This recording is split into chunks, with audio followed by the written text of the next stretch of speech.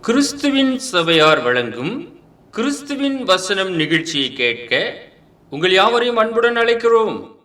கிறிஸ்துவின் வசனம் இது கிறிஸ்தவர் கீதம், பரிசுத்த வேதம் பறைசாற்றும் வசனம். கிறிஸ்துவின் வசனம் இது கிறிஸ்தவர் கீதம், கிறிஸ்துவின் சபையார் வாழ்த்தி வழங்கும் கிறிஸ்துவின் வசனம் இது கிறிஸ்தவர் கீதம். கிறிஸ்துவின் வசனம், கிறிஸ்துவின் வசனம், கிறிஸ்துவின் வசனம். வேதாகம செய்தி நேரத்திற்கு வரவேற்கிறோம். Welcome to the Bible message. அன்பானவர்களே, இன்றைய நாள் செய்தி வேளையில் உங்களை மீண்டுமாக சந்திப்பதில் மிகுந்த மகிழ்ச்சி அடைகிறோம். உங்கள் யாவரையும் நம்முடைய ஆண்டவராகிய இயேசு கிறிஸ்துவின் பரிசுத்தமான நாமத்தினாலே வாழ்த்தி வரவேற்கின்றோம். இன்றைய நாள் கர்த்தருடைய செய்திக்காக, நீர் எப்போதும் எனக்கு செவி கொடுக்கிறீர், thou hearest me always. ஆண்டவராகிய இயேசு கிறிஸ்து பிதாவை நோக்கி நீர் எப்போதும் எனக்கு செவி கொடுக்கிறீர் என்று சொன்னார். எனக்கு அன்பானவர்களே, அவர் பிதாவாகிய தேவனை அறிந்தவராக இருந்தார். அவருடைய வார்த்தைகளை பெற்று உங்களுக்கும் எனக்கும் கொடுத்திருக்கின்றார். அந்த வார்த்தைகளை நாமும் பற்றி கொண்டு தேவனை அறிகிற அறிவிலே நாம் வளர்ச்சி அடைய வேண்டும். யோவான் எழுதின சுவிசேஷம் 11வது அதிகாரம் 42வது வசனம், நீர் எப்போதும் எனக்கு செவி கொடுக்கிறீர் என்று நான் அறிந்திருக்கிறேன், ஆனாலும் நீர் என்னை அனுப்பினதை சூழ்ந்து நிற்கும் ஜனங்கள் விசுவாசிக்கும்படியாக அவர்கள் நிமித்தம் இதை சொன்னேன் என்றார். அநேகர் அதை விசுவாசியாமல் இருந்தார்கள். எனவே ஆண்டவராய் இயேசு கிறிஸ்து சொல்லும்போது, நீர் எப்போதும் எனக்கு செவி கொடுக்கிறீர் என்று நான் அறிந்திருக்கிறேன் என்று சொன்னார். எப்பொழுதெல்லாம் பிதாவாகிய தேவனை நோக்கி ஆண்டவராய் இயேசு கிறிஸ்து வேண்டிக் கொள்கிறாரோ அப்பொழுதெல்லாம் அவருக்கு செவி கொடுக்கிறவராக இருந்தார். அவருடைய திருச்சித்தத்தை நிறைவேற்றும்படியாக இயேசு கிறிஸ்து இந்த பூமிக்கு கடந்து வந்தார். இந்த ஜனங்கள் எல்லாம் விசுவாசிக்கும்படியாக அவர்கள் நிமித்தமாக நான் இதை சொன்னேன் என்று சொல்லுகிறார். யோவான் 8வது அதிகாரம் 55-56 வசனங்கள், ஆயினும் நீங்கள் அவரை அறியவில்லை, நான் அவரை அறிந்திருக்கிறேன். அவரை அறியேன் என்று சொல்வேனாகில் உங்களைப் போல நானும் பொய்யனாக இருப்பேன். அவரை நான் அறிந்து அவருடைய வார்த்தைகளை கை கொண்டிருக்கிறேன். உங்கள் பிதாவாகிய ஆபிரகாம் என்னுடைய நாளை காண ஆசையா இருந்தான், கண்டு களி கூர்ந்தான் என்றார். அன்பானவர்களே, தொலைக்காட்சி நேயரே, யூதர்களை நாம் எல்லோருமே நன்கு அறிவோம். தேவனால் தேர்ந்தெடுக்கப்பட்ட சந்ததியாக அவர்கள் இருந்தார்கள். இஸ்ரவேல் என்று அழைக்கப்பட்டார்கள். அவர்கள் அவரை அறியவில்லை. அவர்களுக்குள்ளாக வைராக்கியம் இருந்தது. தொடர்ந்து இஸ்ரவேலர்கள் என்று அழைக்கப்பட்டார்கள். ஆனால் அவரை அறிய வேண்டிய விதமாக அவர்கள் அறியவில்லை. நான் அவரை அறிந்திருக்கிறேன், உங்களைப் போல நான் அவரை அறியேன் என்று சொல்வேனாகில் பொய்யனாயிருப்பேன் என்று சொல்கிறார். அப்ப இஸ்ரவேலர்கள் தேவனை அறியாமல் பொய்யராக இருந்திருக்கிறார்கள். அறிய வேண்டிய பிரகாரமாக அவர்கள் அறியவில்லை. எத்தனையோ அடையாளங்கள், எத்தனையோ அற்புதங்கள் அவர்களுக்கு முன்பாக அவருடைய சமூகம் கடந்து சென்றது. அப்படி இருந்தும் அவரை அவர்கள் அறியவில்லை. எவ்வளவோ நன்மைகளை பிதாவாகிய தேவனிடத்திலிருந்து அவர்கள் பெற்றுக்கொண்டார்கள். வணங்க கழுத்துள்ள ஜனங்களாக இருந்தார்கள். எகிப்தை பின்னிட்டு பார்க்கிற ஜனங்களாக இருந்தார்கள்.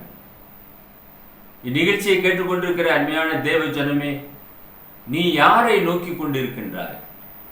வானத்தையும் பூமியும் உண்டாக்கின பிதாவாகிய தேவனை நோக்கிப்பார். அவரை அறிகிற அறிவிலே வளர்ச்சி அடைய வேண்டும். ஆண்டவராய் இயேசு கிறிஸ்து எப்படி பிதாவாகிய தேவனை அறிந்திருந்தாரோ அந்த அளவிற்கு நீங்களும் நானும் அறிய வேண்டியவர்களாக இருக்கின்றோம். இயேசு கிறிஸ்து எல்லா வகையிலும் நமக்கு முன்மாதிரியாக கொடுக்கப்பட்டிருக்கிறார் என்ற ஒரு செய்தியை தயவு செய்து மறந்து போகாதிருங்கள். அந்த யூதர்களை பார்த்து மேலும் சொல்லுகிறார், உங்கள் பிதாவாகிய ஆபிரகாம் என்னுடைய நாளை காண ஆசையாயிருந்தான், கண்டு களி கூர்ந்தான். ஆபிரகாம் விசுவாசிகளின் தகப்பன் என்று நாம் பார்க்கிறோம். அந்த ஆபிரகாம் ஆண்டவராய் இயேசு கிறிஸ்துவினுடைய நாளை காண ஆவலாக இருந்திருக்கின்றான், ஆசையாக இருந்தான், கண்டு களி கூர்ந்தான். இன்றைக்கு நீங்களும் நானும் கிறிஸ்தவர்களாக கிறிஸ்தவ யுகத்திலே நாம் வாழ்ந்து கொண்டிருக்கிறோம். எத்தனை பெரிய ஆசீர்வாதம் என்பதை எண்ணி பாருங்கள். எனக்கு அன்பானவர்களே, கிறிஸ்துவோடு கூட வாழ்ந்து கொண்டிருக்கிறோம். எவ்வளவு அற்புதமான ஒரு வாழ்க்கை என்று பாருங்கள். இஸ்ரவேலர்களை வழிநடத்த ஒரு மோசே தோன்றினார். இன்றைக்கு உலகம் முழுவதுமாக இருக்கிற கிறிஸ்தவ மக்களை வழிநடத்தத்தக்கதாக ஆண்டவராக இயேசு கிறிஸ்து இருக்கிறார். அவர் சபையின் தலைவராக இருக்கிறார், உலக இரட்சகராக இருக்கிறார், நம்முடைய மீட்பராக இருக்கிறார். நம்மையெல்லாம் மீட்டு பரலோகத்திலே கொண்டு போய் சேர்க்கக்கூடிய பிரதான ஆசாரியராக இருக்கின்றார் என்று நாம் பார்க்கிறோம். இந்த ஆபிரகாம் கிறிஸ்துவனுடைய நாளை காண ஆசையாக இருந்தான், கண்டு களி கூர்ந்தான். ஆனால் இன்றைக்கு உங்களுக்கும் எனக்கும் அந்த ஒரு உன்னதமான ஒரு வாக்கியம் இருக்கிறது. நாம் அவரோடு கூட வாழ்ந்து கொண்டிருக்கிறோம். பவுல் சொல்லுகிறார், இனி நான் அல்ல, அவரே என்னில் இருக்கின்றார். நான் கிறிஸ்துவுக்காக இருக்கிறேன். நாம் மரித்தாலும் பிழைத்தாலும் நாம் கர்த்தருடையவர்களாக இருக்கின்றோம். எவ்வளவு பெரிய சந்தோஷமான ஒரு செய்தி என்று பாருங்கள். இதை நாம் எண்ணி பார்க்க வேண்டும், நாம் ருசித்து பார்க்க வேண்டும். அதுதான் ஒரு கிறிஸ்தவ வாழ்க்கை, அற்புதமான ஒரு வாழ்க்கை என்று பார்க்கிறோம். மார்க் எழுதின சுவிசேஷம் 9வது அதிகாரம் 17-18 வசனங்களை திருப்பிக் கொள்வோம்.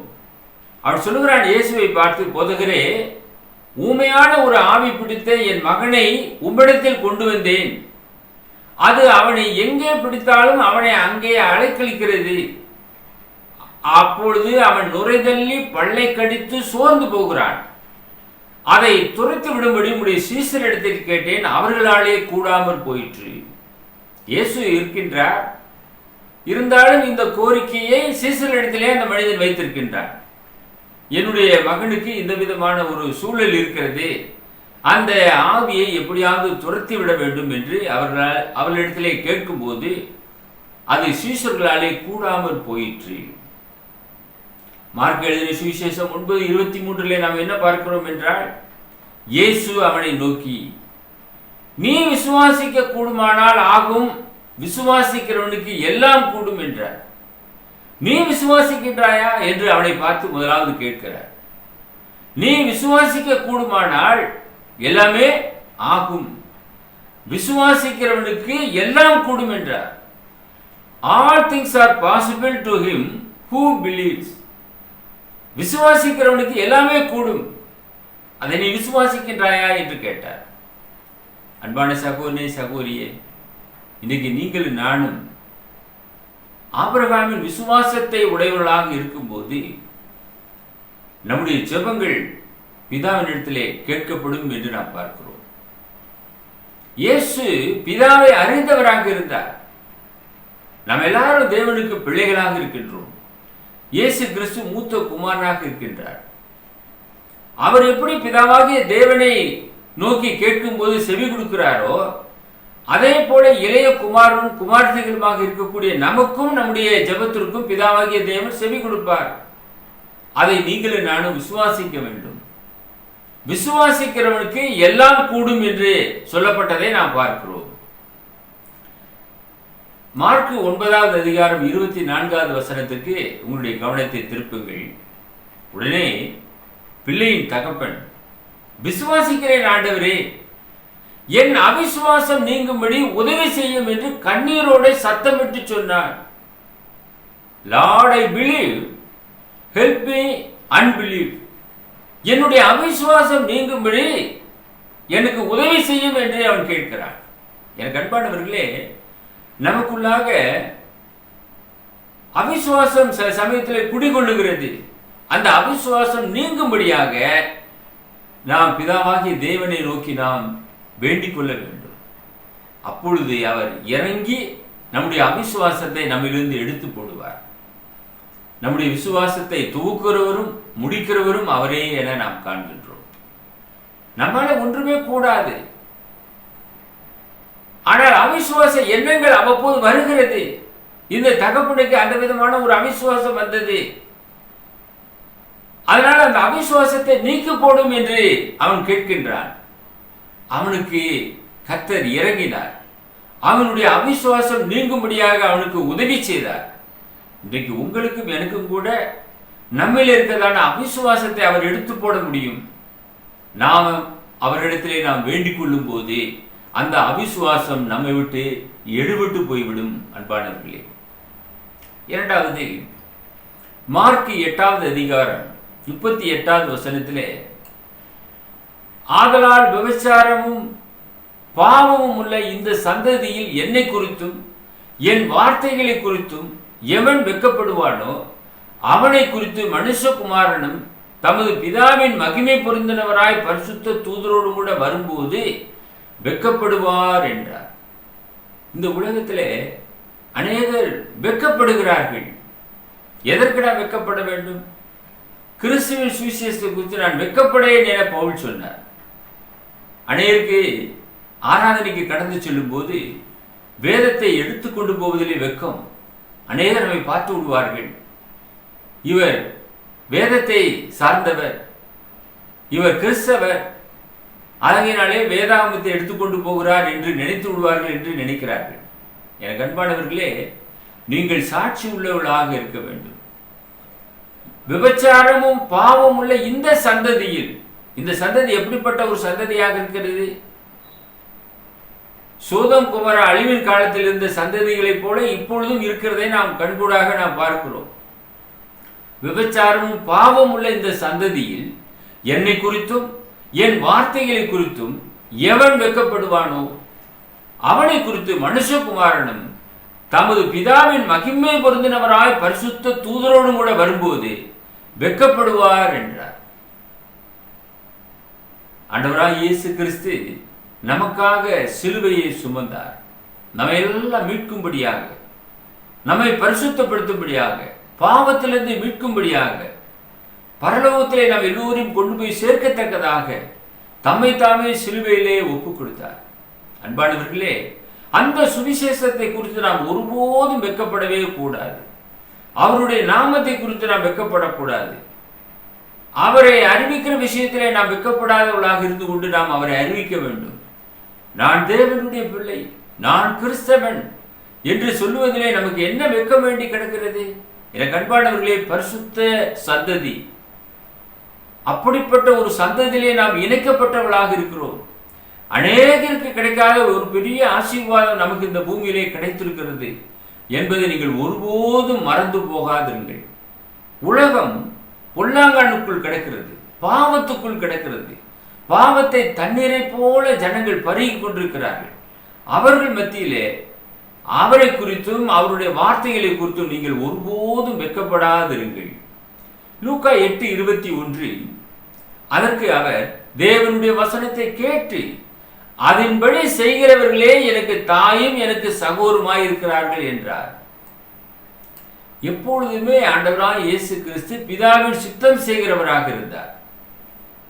தேவனுடைய வசனத்தை ஒருவன் கேட்டு அதன்படி யாரெல்லாம் நடக்கிறானோ அவனே அவருக்கு சகோதரனும் தாயுமாக இருக்கிறார்கள்.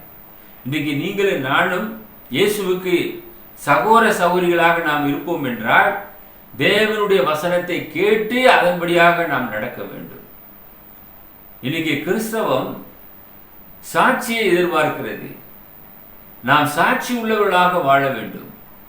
தேவத்திரை என்ற ஒரு மனுஷன் எல்லாராலும் நற்சாட்சி பெற்றவனாக இருந்தான் என நாம் யோவான் எழுதின புத்தகத்திலே நாம் பார்க்கிறோம். அதே போல நாமும் சாட்சி உள்ளவர்களாக நாம் வாழ வேண்டும். நம்மை குறித்து மற்றவர்கள் சாட்சி கொடுக்க வேண்டும். அந்த விதமான உங்களுடைய பக்தி அங்கே வெளிப்பட வேண்டும். அன்பானவர்களே, அதற்கு என்ன வழி?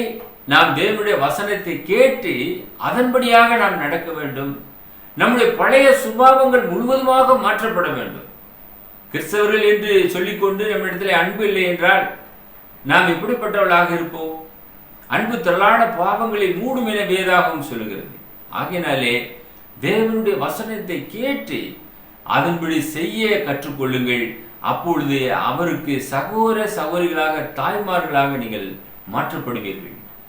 யோவான் 11:22 மார்த்தாள் சொல்லுகிறாள் இயேசுவை பார்த்து, இப்பொழுது நீ தேவனிடத்தில் கேட்டுக்கொள்வது எதுவோ அதை தேவன் உமக்கு தந்தருள்வார் என்று அறிந்திருக்கிறேன் என்றாள். இந்த ஒரு சத்தியம் அவளுக்கு எப்படி பிடிபட்டது? அதிகமாக அவள் இயேசுடைய சமூகத்திலே கேட்டிருப்பாள் இந்த சத்தியத்தை. ஆக பிதாவாகிய தேவன் இவருக்கு செவி கொடுக்கிறார். இவரில் பிரியமாயிருக்கிறேன், இவருக்கு செவி கொடுங்கள் என்று மேகத்திலிருந்து சத்தம் உண்டானது அல்லவா? காரணம் என்ன? அவர் பிதாவின் சித்தம் செய்கிறவராக இருக்கின்றார். இந்த பூமியில் இருந்த நாட்கள் எல்லா நாட்களிலுமே பிதாவினுடைய சித்தத்தை நிறைவேற்றினார். தேவனுடைய வார்த்தைகளை நமக்கு கொண்டு வந்தார். ஒரு வார்த்தையை அவர் சுயமாக பேசவில்லை. தேவன் என்ன சொன்னாரோ அதையே சொன்னார். தேவனை பிரியப்படுத்துகிறவராக இயேசு கிறிஸ்து இந்த பூமியிலே வாழ்ந்தார். தம்முடைய விருப்பத்தின்படியாக, தம்முடைய செயலின்படியாக எந்த ஒரு காரியத்தையும் செய்யவில்லை. பிதாவை நோக்கி பார்க்கிறவராக இருந்தார். ஆகையினால் தான் இந்த மார்த்தாள் சொல்லுகிறார், நீர் தேவனிடத்தில் கேட்டுக்கொள்வது எதுவோ அதை தேவன் உமக்கு தந்தருள்வார் என்று அறிந்திருக்கிறேன் என்று சொல்லுகிறார். எதை கேட்டாலும் பிதாவாகிய தேவனை நோக்கி அவர் எதை கேட்டாலும் அதை அவருக்கு செய்கிறவராக இருந்தார். இன்றைக்கு அதே போல உங்களுக்கும் எனக்கும் தேவன் செய்ய வேண்டும் என்றால் நாம் தேவனுடைய வசனத்தை கேட்டு அதன்படி நாம் நடக்க வேண்டும். இன்றைக்கு வசனத்தின்படி ஜனங்கள் வாழ்வார்கள் என்றால் அநேகர் தேவனை அறிகிற அறிவிலே வளர்ச்சி அடைவார்கள். இன்றைக்கு அநேகர் கட்டளைகளை கை கொள்ளுவதில்லை. நாம் அந்த வசனத்தின்படியாக நாம் வாழ கற்றுக்கொள்ள வேண்டும். நாம் அநேகருக்கு நிருபங்களாக இருக்கிறோம் என்பதை நீங்கள் ஒருபோதும் மறந்து போகாதிருங்கள். யவீரை பற்றி நாம் படிக்கும் போது லூக்கா 8வது அதிகாரம் 49-50 வசனங்கள் அவர் இப்படி பேசிக்கொண்டு இருக்கையில் ஜெப ஆலய தலைவனுடைய வீட்டிலிருந்து ஒருவன் வந்து அவரை நோக்கி, உம்முடைய குமாரத்தை மரித்து போனால் போதகரை வருத்தப்படுத்த வேண்டாம் என்றான். இயேசு அதை கேட்டு, பயப்படாதே, விசுவாசம் உள்ளவனாய் இரு, அப்பொழுது அவள் ரட்சிக்கப்படுவாள் என்றார். யவீருக்கு 12 வயது உள்ள மகள் மரித்து போனாள் என்ற ஒரு செய்தி வருகிறது. ஜெப ஆலய தலைவனுடைய வீட்டிலிருந்து ஒரு செய்தி வருகிறது. உம்முடைய குமாரத்தை மரித்து போனால் போதகரை வருத்தப்படுத்த வேண்டாம். இயேசு உடனே பயப்படாதே என்று சொன்னார். எனக்கு அன்பானவர்களே, யவீருக்கு எப்படி இருந்திருக்கும் என்று பாருங்கள். இனி ஒரு பிரயோஜனமே இல்லை. மன சோர்வு வந்திருக்கக்கூடும். நம்பிக்கை அற்றுப்போன ஒரு சூழல் அவனுக்கு உருவாகியிருக்கக்கூடும். ஐயோ, நான் என்ன செய்வேன் என்று மனக்குமுறலோடு கூட அவன் இருந்திருக்கக்கூடும். அவனை பார்த்து கர்த்தர் சொன்ன ஒரு வார்த்தை, பயப்படாதே, விசுவாசம் உள்ளவனாயிரு. தேவனிடத்திலே நாம் விசுவாசம் உள்ளவளாக இருக்கும்போது இழந்தவைகளை திரும்ப நாம் பெற்றுக்கொள்வோம். வேதாகமத்திலே அநேகர் இழந்ததை எல்லாம் திரும்ப பெற்றுக்கொண்டார்கள். யோபு இழந்ததெல்லாம் இரட்டிப்பாக அவன் பெற்றுக்கொண்டான். பொறுமையோடு கூட இருந்தான் என நாம் வேதத்திலே பார்க்கிறோம். எனக்கு அன்பானவர்களே, விசுவாசம் என்பது காணாததை நம்புவதே விசுவாசம். அந்த நம்பிக்கையிலே கடுகளவு நாம் சோர்ந்து போகாது இருப்போம் என்றால் ஏற்ற காலத்திலே தேவன் நம்மை உயர்த்த அறிந்திருக்கிறார். இதைத்தான் யவீருடைய சமூகத்திலே கர்த்தர் சொன்னார், பயப்படாதே, விசுவாசம் உள்ளவனாயிரு, அப்பொழுதே அவள் ரட்சிக்கப்படுவாள். இன்னைக்கு இந்த விதமான ஒரு நம்பிக்கையை நாம் வளர்த்து கொள்ள வேண்டியவர்களாக இருக்கின்றோம். அன்பான சகோதரனே, சகோதரியே, உங்களுடைய நம்பிக்கை எத்தகையதாக இருக்கின்றது? அந்த விதமான ஒரு நம்பிக்கையை நீங்கள் வளர்த்துக் கொள்ளுங்கள். மூன்றாவது, மார்க் 16:9-11 வசனங்கள் நாம பார்க்கும்போது சீசர்களுக்கே சில சமயத்தில் நம்பிக்கையற்ற சூழ்நிலையிலே இருந்தார்கள். வாரத்தின் முதலாம் நாள் அதிகாலையிலே இயேசு எழுந்திருந்த பின்பு மகதலேனா மரியாளுக்கு முதல் தரிசனமானார். அவள் இடத்திலிருந்து அவர் 7 பிசாசுகளை துரத்தியிருந்தார். அவள் புறப்பட்டு அவரோடு கூட இருந்தவர்கள் துக்கப்பட்டு அழுது கொண்டிருக்கையில் அவர்களிடத்தில் போய் அந்த செய்தியை அறிவித்தாள். அவர் உயிரோடு இருக்கிறார் என்றும் அவளுக்கு காணப்பட்டார் என்றும் அவர்கள் கேட்டபோது நம்பவில்லை. யார்? அப்போஸ்தலர்கள் நம்பவில்லை. இயேசுவினுடைய உயிர்த்தெழுதலை நம்பவில்லை. இன்னும் ஒரு செய்தி அதிலே நாம் பார்க்கிறோம். அவரோடு கூட இருந்தவர்கள் துக்கப்பட்டு அழுது கொண்டிருந்தார்களாம். ஐயோ, இயேசுவை கொன்று போட்டு விட்டார்கள், கல்லறையிலே அடக்கம் செய்து விட்டார்கள் என்ற ஒரு துக்கம் அவர்களுக்கு இருந்தது. ஆனால் அங்கே மரியாளுக்கு முதல் தரிசனமாகின்றார். மகதலேனா மரியாளுக்கு அவள் போய் இந்த செய்தியை அவர்களுக்கு அறிவிக்கிறாள். இயேசு உயிர்த்தெழுந்தார். ஆனால் அவர்கள் துக்கப்பட்டு அழுது கொண்டிருக்கிறார்கள். அவர் உயிரோடு இருக்கிறார், அவளுக்கு காணப்பட்டார் என்று அவர்கள் கேட்டபோது அதை அவர்கள் நம்பவில்லை. அவர்களுக்கே அந்த நம்பிக்கை வரவில்லை என்றால் இன்றைக்கு உங்களுக்கும் எனக்கும் நம்பிக்கை எங்கிருந்து வரும்? எனக்கு அன்பானவர்களே, சிந்தியுங்கள். விசுவாசம் என்பது ஆபிரகாமுடைய சமூகத்திலிருந்து வரக்கூடியதாக இருக்கிறது. அதை போல நாமும் விசுவாசம் உள்ளவர்களாக மாற வேண்டும். இந்த நம்பிக்கை அவர்களுக்கு இல்லை. சீசர்களுக்கு 3 ஆண்டுகள் இயேசு கிறிஸ்துவினுடைய அற்புதங்கள், அடையாளங்கள் கண்ணார பார்த்தவர்கள், எத்தனையோ உபதேசத்தை கேட்டவர்கள், இந்த உயிர்த்தெழுதலை குறித்து முன்னமே அவர்களுக்கு சொல்லியிருந்தார். அது கூட அவர்களுக்கு ஞாபகத்துக்கு வரவில்லை. மார்க்கு 16:12-14 வசனம். அதன் பின்பு அவர்களில் 2 பேர் ஒரு கிராமத்துக்கு நடந்து போகிற போது அவர்களுக்கு மறுரூபமாய் தரிசனமானார். அவர்களும் போய் அதை மற்றவர்களுக்கு அறிவித்தார்கள். அவர்களையும் அவர்கள் நம்பவில்லை, அதையும் அவர்கள் நம்பவில்லை. அதன் பின்பு 11 பேரும் போஜன பந்திருக்கையில் அவர்களுக்கு அவர் தரிசனமாகி உயிர்த்தெழுந்திருந்த தம்மை கண்டவர்களை அவர்கள் நம்பாமற் போனது நிமித்தம் அவர்களுடைய அவிசுவாசத்தை குறித்தும் இருதய கடினத்தை குறித்தும் அவர்களை கடிந்து கொண்டார். இவ்வளவு சாட்சிகள் இருக்கிறது. அவர் உயிர்த்தெழுந்தார் என்ற ஒரு செய்தியை இவர்களுக்கு சொல்லியும் அவர்கள் நம்பவில்லை.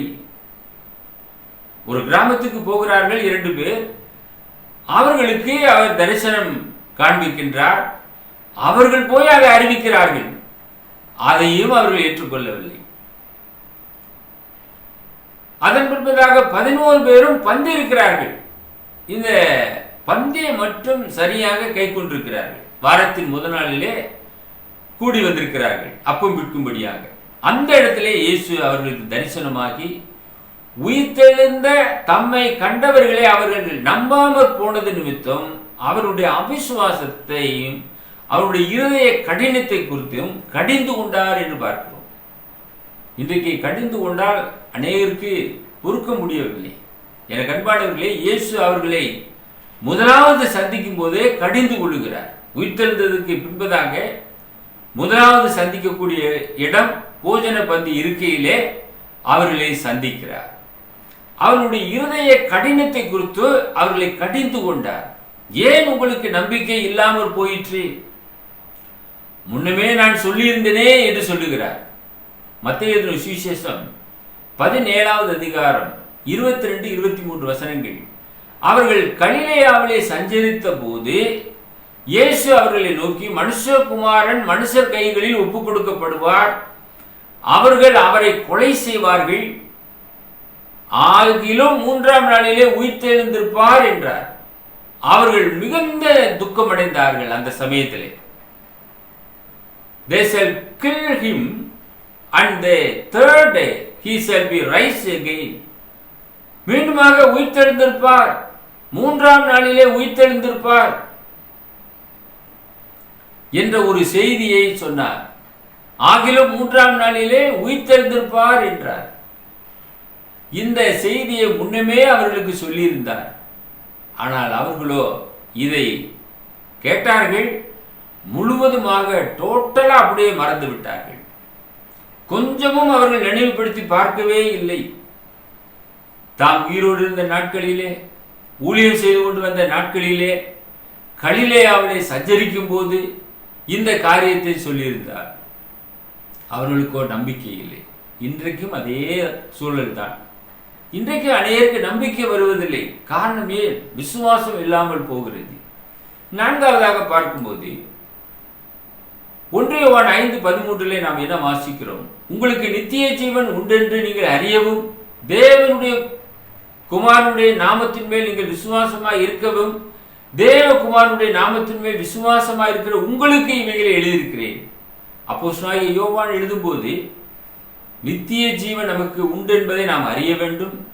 தேவகுமாரனுடைய நாமத்தின் மேலே விசுவாசமாக இருக்க வேண்டும். விசுவாசமாக இருக்கிறவர்களுக்கு தான் இந்த நிருபமானது எழுதப்பட்டிருக்கிறது. இன்றைக்கு உங்களுக்கும் எனக்கும் அது எழுதப்பட்டிருக்கிறது. நாம் யாரிலே விசுவாசம் உள்ளவர்களாக இருக்கின்றோம்? இயேசு கிறிஸ்துவின் மூலமாக பிதாவாகிய தேவனை நாம் நம்புகிறோம். அவரால் அனுப்பப்பட்ட ஆண்டவராய் இயேசு கிறிஸ்துவை நாம் நம்புகிறோம். அவரிலே நாம் விசுவாசம் உள்ளவர்களாக நாம் இருக்கின்றோம். 1 யோவான் 5:14 நாம் எதையாகிலும் அவருடைய சித்தத்தின்படி கேட்டால் அவர் நமக்கு செவி கொடுக்கிறார் என்பதே அவரை பற்றி நாம் கொண்டிருக்கிற தைரியம். நமக்கு தைரியம் எப்படி வருகிறது? அவர் நம்முடைய ஜெபத்திற்கு செவி கொடுக்கிறார். நாம் எதை கேட்டாலும் சரி, ஆண்டவராய் இயேசு கிறிஸ்து பிதாவை நோக்கி கேட்டவைகள் எல்லாம் பெற்றுக்கொண்டார். அவர் சித்தத்தின்படியாக அவர் கேட்டார். அதே போல அவருடைய சித்தத்தின்படி கேட்டால் அவர் நமக்கு செவி கொடுக்கிறார் என்பதே அவரை பற்றி நாம் கொண்டிருக்கிற தைரியம். தேவ சித்தத்தின்படியாக ஜெபிக்க கற்றுக்கொள்ளுங்கள். அப்பொழுது தேவைகள் சந்திக்கப்படும். அன்பானவர்களே, 1 யோவான் 5:15 நாம் வாசித்து நிறைவு செய்யலாம். நாம் எதை கேட்டாலும் அவர் நமக்கு செவி கொடுக்கிறார் என்று நாம் அறிந்திருந்தோமானால் அவரிடத்தில் நாம் கேட்டவைகளை பெற்றுக்கொண்டோம் என்று அறிந்திருக்கிறோம். அவர் நமக்கு செவி கொடுக்கிறார். நாம் எதை கேட்டாலும் அவர் நமக்கு செவி கொடுக்கிறார். அப்படி செவி கொடுக்கிறார் என்று நாம் அறிவோம் என்றால் கேட்டவைகளை நிச்சயமாக நாம் பெற்றுக்கொள்வோம். இயேசு கிறிஸ்து முழு நம்பிக்கையோடு கூட இருந்தார். அவருடைய திருச்சித்தம் செய்கிறவராக இந்த பூமிக்கு கடந்து வந்தார். எனவே அவரை அறிந்தவராக இருந்தார். நீர் எப்போது எனக்கு செவி கொடுக்கிறீர் என்று சொன்னார். அவர் எப்படி சொன்னாரோ அதே போல நாமும் சொல்ல முடியும்.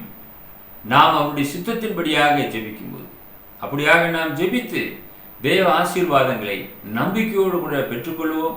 கர்த்தர் உங்களை ஆசீர்வதிக்கத்தக்கதாக உங்களுக்காக நாங்கள் ஜெபம் பண்ணுகிறோம். எங்களை நேசித்து வழிநடத்துகிற பரலோகத்தின் பிதாவே, எங்கள் ஆண்டவராய் இயேசு கிறிஸ்து சொன்ன இந்த உபதேசங்களை நாங்கள் நினைவு கூறுகிறோம்.